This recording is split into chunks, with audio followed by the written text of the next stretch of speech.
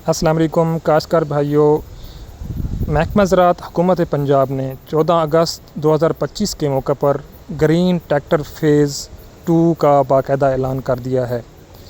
इसके की भी 2 मरहले हैं। पहले मरहले में 75 हार्स पावर या इससे ज़्यादा वाले ट्रैक्टर हाई टेक ट्रैक्टर्स दिए जा रहे हैं।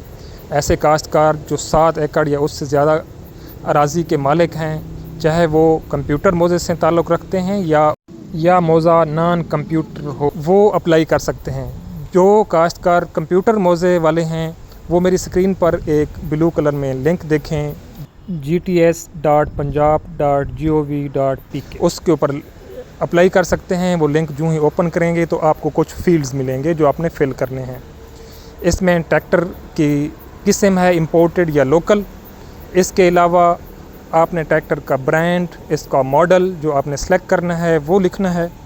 वो लिखने के बाद आपको एक बॉक्स नज़र आएगा जिस पे आपने वो तमाम शराइत को एग्री करना है, क्लिक करना है। इसके बाद आपने कैप्चा को फिल करना है और सबमिट कर देना। काश्तकार भाइयों, अब मैं ये बताऊंगा कि कब तक अप्लाई करना है। अप्लाई करने की आखिरी तारीख़ 1 सितंबर है और इंशाअल्लाह 10 सितंबर को इसकी बैलेटिंग भी हो जाएगी और कामयाब काश्तकारों को आगाह भी किया जाएगा।